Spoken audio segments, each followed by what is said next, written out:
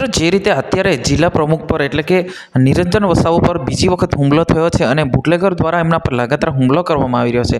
2 દિવસ પહેલાં પણ ધારાસભ્ય ચેત્રભાઈ વસાવા આવ્યા હતા અને પોલીસ સ્ટેશને ગયા હતા અને ફરિયાદ લખાવી હતી, પરંતુ ફરી એકવાર એમની ફોર્ચ્યુનર ગાડી અને એમના પર હુમલો થયો છે। નમસ્કાર મિત્રો, વિડીયોમાં તમારું સ્વાગત છે। વિડીયોના અંત સુધી જોજો અને આપણી ચેનલ પર નવા હો તો ચેનલને સબસ્ક્રાઈબ કરીને લાઇક કરી નાખજો। કે મિત્રો ખરેખર કોઈ નેતાઓ એમના પર આમ ખુલ્લામાં કોઈ હુમલો કરી શકે? કોના દ્વારા હુમલો કરી શકે? તમે વિચાર કરો મિત્રો, આટલી બધી દાદાગીરી ના હોય છે મિત્રો, કેમ કે જે આમ ખુલ્લામાં હુમલો કરતા હોય માણસો, તો તમે વિચાર કરો ભાઈ, આમ જનતાનું શું હોય?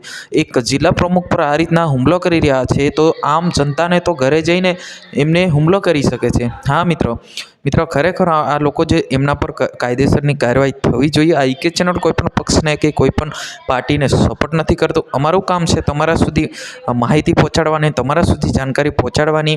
જ્યાં મિત્રો અત્યારે જે રાજકારણ છે ખૂબ જ ગરમાઈ ગયું છે અને અત્યારે લગાતાર અલગ અલગ પ્રકારનું નિવેદન મળી રહ્યું છે, અને એક બાજુ આમ આદમી પાર્ટીનું નિવેદન અને એક બાજુ ભારતીય જનતા પાર્ટીનું નિવેદન, આમ લગાતાર આમને સામને આવી ગયા છે। હવે તમે વિચાર કરો, જે રીતના નર્મદા જિલ્લાનું જે રાજકારણ છે પહેલાંથી જ આવું ચાલતું હોય છે, પરંતુ અત્યારે જે મારામારી સુધી પહોંચી ગયા છે। એક બાજુ નિરંજન વસાવા પર હુમલો કરી રહ્યા છે અને એક બાજુ જે ધારાસભ્ય ચેત્ર વસાવા અને જે આમ આદમી પાર્ટીના બધા જ નેતાઓ જે લગાતાર એટલે એકબીજાને ટિપ્પણી કરી રહ્યા છે કે ભાઈ આ રીતના છે, આવું ફલાણું ઢીકણું। અત્યારે જબરજસ્ત જે નર્મદા જિલ્લાની અંદર જબરજસ્ત રાજકારણ છે, ગરમાયું છે, દિવસે ને દિવસે વધતું જઈ રહ્યું છે। અને એક બાજુ જે લગાતાર ચેતરભાઈ વસાવા પણ સભા કરી રહ્યા છે અને જે રીતના એમના પર હુમલો થયો હતો, એ હુમલાને લઈને જે ફરિયાદ થાય, દાખલ થાય અને તમામ લોકોને પકડવામાં આવે, આ રીતના માંગ સાથે આવ્યા હતા, પરંતુ અત્યાર સુધી કોઈ પણ પ્રકારની કાર્યવાહી થયેલ નથી।